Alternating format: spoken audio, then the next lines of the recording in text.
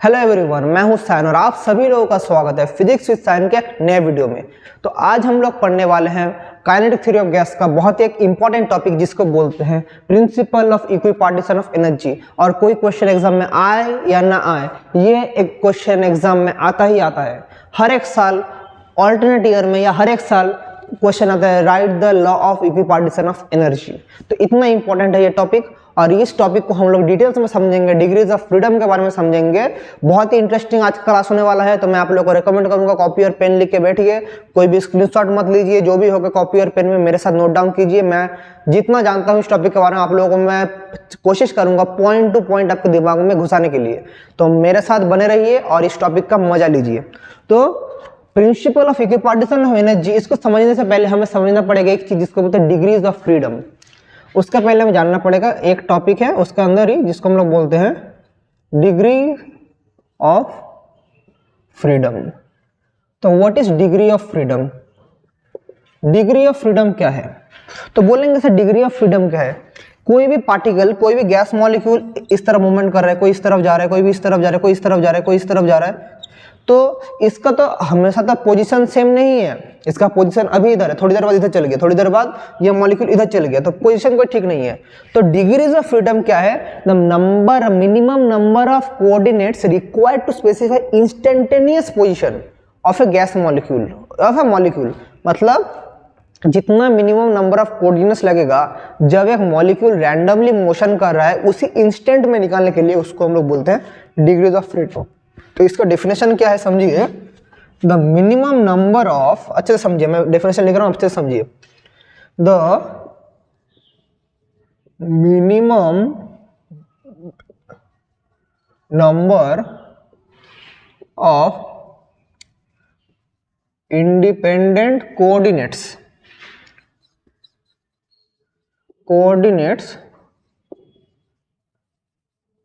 required to specify the instantaneous position of a moving gas molecule is called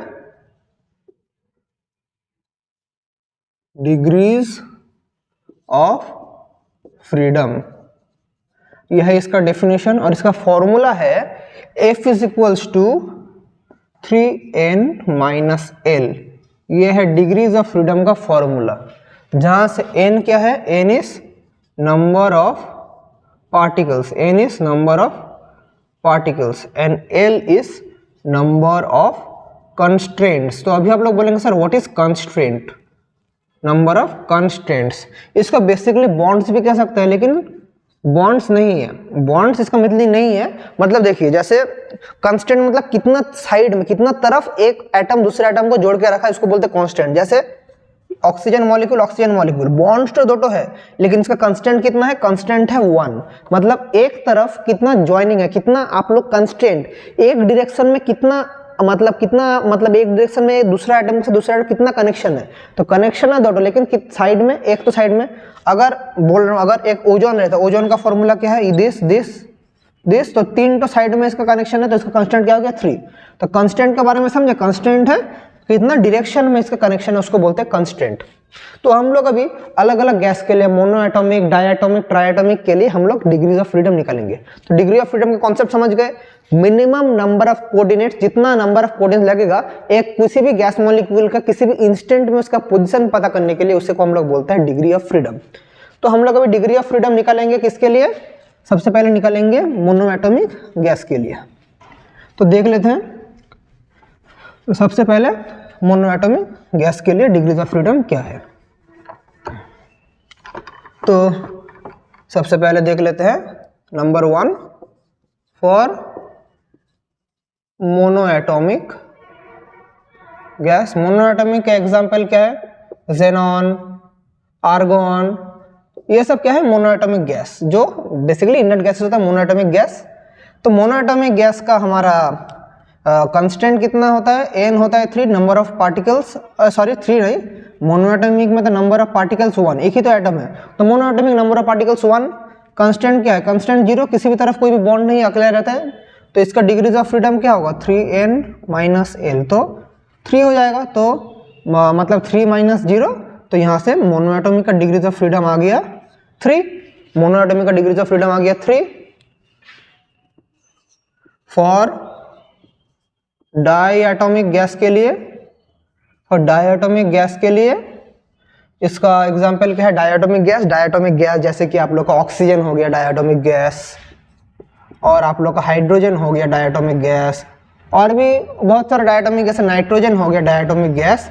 तो इन सब के लिए number of particles कितना होता है डाईएटॉमिक गैस के लिए, डाईएटॉमिक गैस के लिए नंबर ऑफ पार्टिकल्स होता है 2, कांस्टेंट कितना होता है, कांस्टेंट होता है 1, क्योंकि एक डायरेक्शन में एक ही बॉन्ड होता है, H बॉन्ड H H2 हो जाता है, हाइड्रोजन रहता है कुछ ऐसे, H bond H oxygen this, nitrogen this, तो मतलब एक डायरेक्शन में ही कनेक्शन है, एक डायरेक्शन में ही कनेक्शन है, तो कितना नंबर ऑफ कांस्टेंट है 1, तो इसका डिग्रीज ऑफ फ्रीडम क्या हो जाएगा 3n minus L, that is 3 × 2 - 1 that is 5, तो मोनोएटॉमिक का डिग्रीज ऑफ फ्रीडम हो गया 5।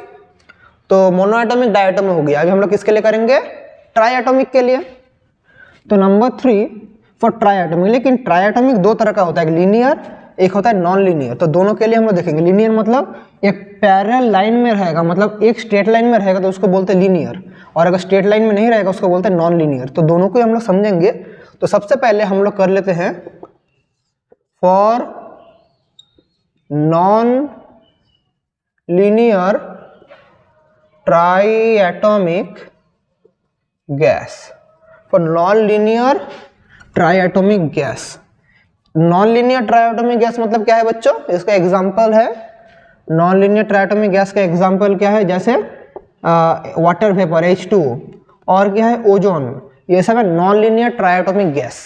तो एज फॉर एग्जांपल H2O का स्ट्रक्चर कैसे है, ऑक्सीजन H ये है H2O, वाटर वेपर का। ओजोन का स्ट्रक्चर क्या है, और आपस में रहता है, ओजोन का है O, ऐसा टाइप का स्ट्रक्चर है ओजोन का। तो ये सब है हमारा नॉन लीनियर हमारे पास है, ओ सॉरी ये ऐसा नहीं, नॉन लीनियर टाइप है, ओजोन वाटर ये सब क्या है, सब नॉन लीनियर है ट्राईएटॉमिक। तो हम लोग देख पा रहे हैं, और यहाँ से देखिए ऑक्टेट फिल हो रहा है कि नहीं, 1 2 3 4 5 6 7 8। तो यहाँ से ट्राईएटॉमिक मतलब नंबर ऑफ पार्टिकल्स कितना हो जाएगा, नंबर ऑफ पार्टिकल्स हो जाएगा 3, और कंस्टेंट कितना देख पा रहे हैं, कंस्टेंट भी नॉन लीनियर होने से 3 होता है, कंस्टेंट नॉन लीनियर होने से कंस्टेंट 3 होता है। कनेक्शन कितना है, यहाँ पर बॉन्ड नहीं है, लेकिन यहाँ पर तो कनेक्शन है, एक तो कनेक्शन है, मैं क्या बोला, कंस्टेंट मतलब बॉन्ड नहीं है, कितना साइड कनेक्शन है, तो L इज 3, तो F क्या हो जाएगा 3n minus L, that is 3 × 3 - 3 that is 9 - 3 that is 6। तो नॉन लीनियर के लिए हमारा ट्राईएटॉमिक गैस के लिए डिग्रीज ऑफ फ्रीडम आ गया 6, और अगर हम लोग लीनियर के लिए करते हैं, for linear triatomic gas, linear मतलब CO2 एक लीनियर ट्राईएटॉमिक गैस है। CO2 का स्ट्रक्चर कैसा है, ऐसा टाइप का रहता है CO2 का स्ट्रक्चर, लीनियर एक पैरेलल एक लाइन में रहता है। तो कितना कनेक्शन है 1 2, तो दो कांस्टेंट है, तो नंबर ऑफ पार्टिकल्स तो इसका भी 3 है, लेकिन कांस्टेंट इधर हो जाता है 2। तो समझे लीनियर और नॉन लीनियर। ओजोन में जैसे नॉन लीनियर है, अलग अलग डायरेक्शन है, CO2 देखिए एक लाइन में है, लीनियर में है, तो इसका डिग्रीज ऑफ फ्रीडम क्या होगा 3n minus L, that is 3 × 3 - 2 that is 7। तो ये अलग अलग गैस के लिए हम लोग ऐसे डिग्रीज ऑफ फ्रीडम निकालते हैं। तो degrees of freedom for monoatomic is 3, for diatomic 5, non linear triatomic is 6 and linear triatomic is 7। Clear. तो अगर ये आप लोग समझ गए, तो यहाँ से हम लोग अभी देखेंगे कि डिग्रीज ऑफ फ्रीडम क्यों पढ़े हम लोग को तो यहाँ पर पढ़ने का जरूरत था principle of equipartition of energy, लेकिन उसका पहले हमने डिग्रीज ऑफ फ्रीडम क्यों पढ़े। तो डिग्रीज ऑफ फ्रीडम का कॉन्सेप्ट लॉ ऑफ इक्विपार्टीशन जानने से पहले जानना इंपॉर्टेंट है, क्योंकि डिग्रीज ऑफ फ्रीडम हमारा जो law of equipartition of energy है वो mainly deals with degrees of freedom. हमारे जो लुडविग बोल्ट्जमैन जो साइंटिस्ट थे जिन्होंने ये वाला लॉ हमें दिया था, law of equipartition of energy, वहां पर उन्होंने बोला कि हमारा जो डिग्रीज ऑफ फ्रीडम है वो बहुत ही बड़ा रोल प्ले करता है किसमें, kinetic energy of gas molecules. समझिए, मैं स्टेटमेंट लिखूंगा, उसका पहले स्टोरी समझ लीजिए। तो बोल्ट्जमैन ने एक गैस मॉलिक्यूल के ऊपर स्टडी करके मतलब अपना थियोरेटिकल एक पेपर पब्लिश किया एक गैस मॉलिक्यूल के ऊपर स्टडी करके कि हमारे डिग्रीज ऑफ फ्रीडम एक बहुत ही इंपॉर्टेंट रोल प्ले करता है in the kinetic energy, average kinetic energy of gas molecules. तो ये सब स्टडी करने के बाद उन्होंने जो स्टेटमेंट लिखा law of equipartition of energy का, वो कुछ इस तरह का है। The average kinetic energy, the average kinetic energy of gas molecules is equally distributed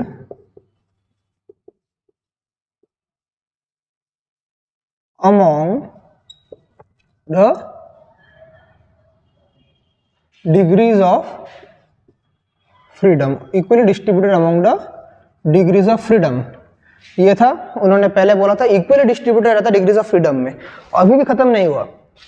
तो उसका जो वैल्यू है, the value of average kinetic energy for a single gas molecule, for a single gas molecule is half of kT। ये था law of equipartition of energy. बोला है हमारा average kinetic energy gas molecules जो है वो degrees of freedom में equally distributed होता है, according two degrees of freedom. और उसका जो वैल्यू है for a single gas molecule, kinetic energy का जो वैल्यू है for a single gas molecule किसके बराबर है, हाफ kT के बराबर होता है for a single gas molecule. So according to this theory kinetic energy for one molecule क्या हो जाएगा, half kT for one molecule. मतलब इसको हम लोग अगर E से रिप्रेजेंट करते हैं, स्मॉल e से, that is half kT, where k is the Boltzmann constant जिसका वैल्यू है, इसको k मतलब क्या है, R बाई एवोगाड्रोस नंबर, इसका वैल्यू है 1.38 इंटू 10 टू द पावर -23, इसका वैल्यू है जूल पर मोल केल्विन, जूल पर मोल केल्विन, ये वाला इसका वैल्यू है 1.3 10 टू द पावर -23। तो एक मॉलिक्यूल्स के लिए है। तो काइनेटिक एनर्जी, और तो देखिए हमारे पास आइडियल गैस का डिग्रीज ऑफ फ्रीडम होता है 3 for an ideal gas degrees of freedom. यहीं से डिग्रीज ऑफ फ्रीडम का कॉन्सेप्ट इंपॉर्टेंट देखिए, डिग्रीज ऑफ फ्रीडम क्या होता है, आइडियल गैस के लिए डिग्रीज ऑफ फ्रीडम होता है 3। तो kinetic energy of total kinetic energy, इसका मतलब है टोटल काइनेटिक एनर्जी क्या हो जाएगा, total kinetic energy of ideal gas molecule हो जाएगा 3/2 kT। तो देखिए कुछ सिमिलरिटी आ रहा है, कुछ सिमिलरिटी आ रहा है, मतलब E इक्वल्स टू, देखिए इसको अगर मैं और भी अच्छे से लिखूँ, E इक्वल्स टू 3/2 kT। तो हमने जब आरएमएस वेलोसिटी आप लोगों का पढ़ाया था, वहां पर मैंने बोला था kinetic energy equals to 3/2 RT for 1 mole of gas और 3/2 kT कब, फॉर 1 मॉलिक्यूल ऑफ गैस। तो ये फॉर्मूला कब वैलिड था, फॉर 1 मॉलिक्यूल ऑफ गैस। तो हमने law of equipartition of energy से भी इसको प्रूव कर दिया, और degrees of freedom of ideal gas का 3 होता है, तो 1 मॉलिक्यूल ऑफ गैस के लिए हो रहा है। तो अगर हम लोग 1 मोल के लिए करते हैं, for 1 mole of gas, for 1 mole of gas के लिए क्या हो जाएगा, चेंज होके E equals to 3/2 kT into Avogadro's number करना पड़ेगा, इंटू एवोगाड्रोस नंबर, तो क्या हो जाएगा 3/2 RT। तो सेम ही फॉर्मूला है law of equipartition of energy. तभी उस टाइम सर लुडविग बोल्ट्जमैन ने ये वाला थ्योरी पब्लिश किया था कि गैस मॉलिक्यूल्स के ऊपर स्टडी करके ये वाला थ्योरी दिया था। और ये स्टेटमेंट बहुत ही इंपॉर्टेंट है, एग्जाम में बहुत बार आ चुका है। मेरे बातों पर विश्वास नहीं हो रहा तो आप लोग पास्ट ईयर्स का क्वेश्चन, किसी भी साल का क्वेश्चन उठा के आप लोग देख सकते हैं। तो ये है, तो यहाँ से और थोड़ा चीज बाकी है वो भी हम लोग कवर कर लेते हैं। क्या चीज़ है कि हमारे पास थर्मोडायनेमिक्स में हमने स्पेसिफिक हीट और स्पेसिफिक हीट पढ़ा था, constant volume and eight constant pressure, याद आ रहा है? थर्मोडायनेमिक्स में हमने पढ़ा था। तो वहाँ पर हमने गामा बोल के एक टर्म किया था, जहाँ पर जिसको हमने बोला था गामा इक्वल्स टू CP/CV। तो गामा का एक्चुअल गामा है क्या, उसके बारे में मैंने बोला था, जब मैंने आप लोगों को बोला था काइनेटिक थ्योरी ऑफ गैस में जब आप लोगों को पढ़ाऊंगा, वहाँ पर मैं आप लोगों को गामा टर्म क्या है वो सिखाऊंगा।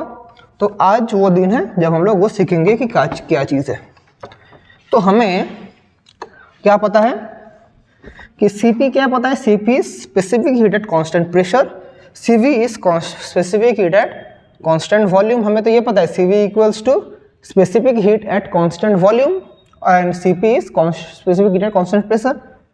तो हमें तो ये पता है du dt at constant v। तो यहाँ से एक फॉर्मूला आता है Cv equals to F/2, Cv equals to F/2 into R। ये एक फॉर्मूला है, Cv equals to F/2 into R, जहाँ पर F is degrees of freedom, R is the universal gas constant and Cp is, हमें क्या पता है? Cv plus R। तो यहाँ से क्या हो जाएगा? F/2 R plus R, so F/2 plus 1 into R, तो क्या हो जाएगा? F plus 2/2 into R। Cp आ गया, ये चीज़ आ गया। और हमें क्या पता है? Cp/Cv मिल गया। तो गामा का मतलब क्या है? Gamma is Cp/Cv is gamma. तो Cp क्या है? F प्लस 2/2, Cv क्या है? F/2, यहाँ पर R cancel, 2 cancel, so F plus 2/F, so 1 plus 2/F। तो यहाँ से ये formula gamma equals to 1 plus 2/F, ये फॉर्मूला आ रहा है। तो ये अगर हम लोग समझ गए तो हम लोग मोनोएटॉमिक, डायटॉमिक और ट्राइएटॉमिक के लिए गामा का वैल्यूज फाइंड आउट करेंगे। समझ पाए हैं? वहाँ पर मैंने बोला था मोनोएटॉमिक 1.67, 1.33, डायटॉमिक ऐसे के लिए हम निकाले थे। तो देख लेते हैं क्या चीज़ है, समझ लीजिए। तो मैं फॉर्मूला ऊपर लिख के रखता हूँ, अच्छे से समझिए। तो gamma equals to 1 plus 2/F। तो हम लोग करेंगे अभी किसके लिए? मोनोएटॉमिक, डायटॉमिक और ट्राई एटॉमिक के लिए। तो देख लेते हैं। सो फॉर मोनोएटॉमिक गैस, थोड़ी देर पहले मैंने निकाला था, डिग्रीज ऑफ फ्रीडम क्या होता है? 3। तो उसके लिए गामा क्या हो जाएगा? 1 plus 2/3, that is 5/3 gamma. For diatomic के लिए क्या हो जाएगा? इसको सॉल्व करेंगे, 5/3 कैलकुलेटर में आ जाएगा। फॉर डायटॉमिक गैस के लिए क्या होगा? F क्या है? F इज डायटॉमिक के लिए 5 होता है, तो गामा क्या होता है? 1 plus 2/F, that is 7/5। For non linear try atomic gas F क्या होता है? 6। नॉन लीनियर ट्राइएटॉमिक गैस के लिए F 6 होता है, तो गामा इज 1 प्लस 2/6, सो क्या होगा? 2 3 कट जाएगा, सो 4/3। For linear triatomic gas F is 7, तो क्या हो जाएगा? Gamma is 1 plus 2/7, that is 9/7। तो हर एक चीज़ के लिए हमने गामा का वैल्यू फाइंड आउट कर लिया है। तो मैंने जब थर्मोडायनेमिक्स पढ़ाया था वहाँ पर हमने ये सब वैल्यूज लेके प्रॉब्लम प्रैक्टिस किया था, लेकिन मैंने आप लोगों को बताया था कि कैसे आ रहा है। आप लोग को अभी नहीं समझाऊंगा, जब मैं आप लोगों को काइनेटिक थ्योरी ऑफ गैस पढ़ाऊंगा तब समझाऊंगा। तो आई होप आप लोग अभी समझ चुके हैं कि गामास का वैल्यू मोनोएटॉमिक के लिए क्या है, डायटॉमिक के लिए क्या है, लीनियर ट्राइएटॉमिक के लिए क्या है और नॉन लीनियर ट्राइएटॉमिक के लिए क्या है, कैसे निकालते हैं आप लोग समझ चुके हैं। तो आज का क्लास हम लोग यहीं तक रखते हैं। आई होप मैंने सारे कॉन्सेप्ट को क्लियर कर दिया हूँ, और सिर्फ एक थोड़ा सा टॉपिक बाकी है जो बोलते हैं मीन फ्री पाथ, उसको एक दिन हम लोग करवा देंगे। तो उसके बाद हमारा काइनेटिक थ्योरी ऑफ गैस का चैप्टर पूरा खत्म हो जाएगा। तो तब तक के लिए ये सब टॉपिक देखिए, पढ़ाई करते रहिए, और अगर मेरे काम को आप लोग को अच्छा लग रहा है तो आप लोग मुझे सपोर्ट कर सकते हैं। तब तक के लिए पढ़ाई करते रहिए और थैंक यू।